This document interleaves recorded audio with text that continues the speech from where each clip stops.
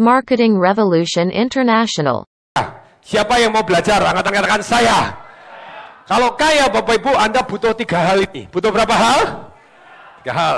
Boleh Anda belajar di Financial Revolution, Anda belajar untuk ternak uang. Ya atau ya? Anda kan kaya dengan sabar. Sekali lagi, dengan apa? Tapi itu penting. Tapi itu apapun profesi Anda, kalau Anda melakukan ternak duit yang tepat, aman, menguntungkan, sekali lagi, apa? Aman dulu, aman dan Anda gulung terus, Anda pada akhirnya jadi kaya. Ya atau ya? Pengemis juga bisa kaya, betul? Anda terus menyisihkan dan dia investasi apa yang paling menguntungkan? No, leher ke atas, apa?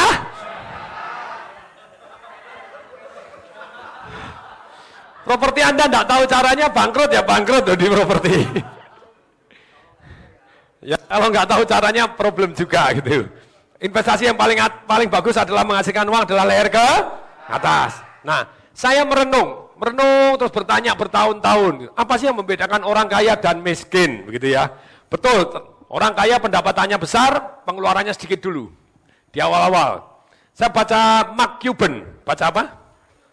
Diwawancara oleh majalah Incorporation, dia ditanya, buku apa yang membuat Anda jadi mendapatkan the first $1 million?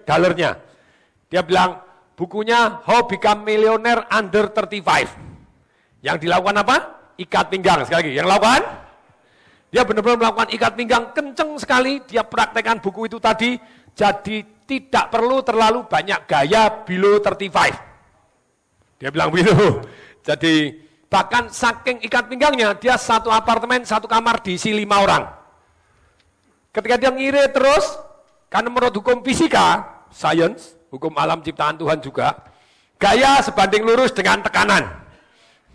Kalau Anda kebanyakan tekanan, berarti Anda kebanyakan, boleh nggak gaya? Tunggu ketika Anda punya power yang besar. Punya apa? Yaitu Anda punya passive income yang besar, ya sudah, Anda gaya below pasif income Anda, TOP BGT. Jos banget. Nih, jadi itu jurusnya Mark Cuban, ngirit banget. Tapi ada juga menurut saya, ngirit-ngirit akhirnya kecerit. Masih ingat? Cerit, masih ingat? Tapi untuk itu, apa yang perlu dilakukan? Kita juga melakukan alokasi senang-senang. Alokasi, istilahnya di dalam diri kita ini ada anak-anak yang liar, yang kepingin senang-senang. Kalau itu ditekan terus, sampai Anda duitnya habis beli macam-macam yang aneh-aneh. Jadi neken, terus pada waktu nonton temennya punya kamera bagus, karena dia hobinya kamera, nonton bagus, kemudian ke toko kamera akhirnya dibeli semua. Kamera, lensa, apa jadi, wis, boros gitu ya. Jadi caranya bagaimana? Seperti yang saya share kepada anak saya, kepada gini, Anda butuh waktu untuk main-main. Anda butuh waktu untuk, kalau mainnya tidak boleh, sampai-sampai Anda meledak, Anda main-main terus tidak belajar. Tapi kalau Anda alokasikan waktu untuk main-main, ya sudah waktunya main-main segitu, selesai. Stop, selesai. Anak saya pun komputer saya jatah. Komputer saya jatah sehari 2 jam, selesai gitu. Kalau dia ngerjakan tugas, ya pakai 2 jam itu. Kalau nanti 2 jam kurang, ya 2 jam besok pagi. Ya jangan main game gitu ya. Nah ini Bapak Ibu belajar dari Bill Gates gitu. Kalau Sabtu Minggu, boleh jadi 4 jam, silahkan. Tapi saya lebih senang mereka aktif di luar, komputer silahkan tetap ngikutin, tapi not too many. Nah, kembali lagi dengan uang, sama juga kita mengelola uang, tentu saja kita perlu satu yang namanya fun dalam menikmati hasil uang. Masih ingat, happy money, tolong tangan kanan begini semua. Yo, tolong tangan kanan begini semua. Happy money. Bisa make? Nggak usah diajarin Pak, pinter. 97% orang jago make, ya toh ya. Yang kedua Bapak Ibu bisa amal. Yang kedua bisa apa? Yang ketiga Bapak Ibu bisa investasi. Yang ketiga bisa apa? Caranya mengelola gimana? Terima duit, dibalik dulu. Investasi dulu gitu ya. Anda investasi dulu, silakan Anda amal dulu, kemudian baru pakai, silakan. Ini Bapak Ibu. Nah sekarang, bagaimana pemikiran saya yang membuat orang sukses di dalam bisnis itu apa? Mendadak boom, bisnisnya tambah besar, tambah besar, tambah besar. Kalau tadi kaya dengan cara hemat, investasi leher ke atas, Anda akan lebih jos. Ya atau ya? Tapi sekarang dalam kaitannya dengan bisnis. Kaitannya dengan apa? Saya merenung, kenapa si A bisnis ini, si B bisnis ini, si D enggak, saya ya, si itu enggak, apa enggak, terus kok ada yang ya, ada yang enggak. Nih, Tidak semua bisnis menghasilkan uang yang sama besarnya dalam waktu yang sama. Betul? Nah sekarang bagaimana kita mempunyai 3 kemampuan? Tolong tangan kanan semua. Punya berapa kemampuan? Yang membuat Anda bisa punya bisnis yang menghasilkan, sebentar, tujuannya bisnis apa sih? Terserah Anda Bapak Ibu, Anda macam-macam. Ada orang tujuan bisnis adalah membantu orang banyak, yes. Kalau Anda bangkrut, Anda juga tidak bisa membantu orang banyak lagi melalui bisnis Anda. Betul? Dokter, sumpah dokter, yes. Tapi dokter dengan sumpah dokter Hipokrates untuk membantu orang, mana yang membantu orang lebih banyak? Anda punya rumah sakit, Anda atau jadi dokter ketengan? Kalau Anda dokter ketengan, gratiskan 5 orang, 10 orang. Anda punya rumah sakit, setiap hari gratiskan 100 orang, 200 orang bisa. Kalau pasiennya ribuan, ya atau ya? Dan banyak dokter merasa, oh enggak bisa, saya sumpah Hipokrates harus membantu orang. Yes, Anda harus membantu. Tapi kalau membantu, Anda bukan berarti Anda tidak boleh ngecas yang mahal untuk orang yang mampu. Saya ulangi Bapak Ibu. Kalau Anda tidak mampu, Anda ngecas mahal, Anda melanggar sumpah Hipokrates. Tapi kalau orang yang mampu, boleh nggak Anda cas mahal untuk bisa membantu orang-orang yang miskin yang lainnya? Tolong jawab, halo? Boleh? That is the way. Ketika Anda belajar bisnisnya, kemungkinan Anda membantu orang lebih banyak, lebih besar.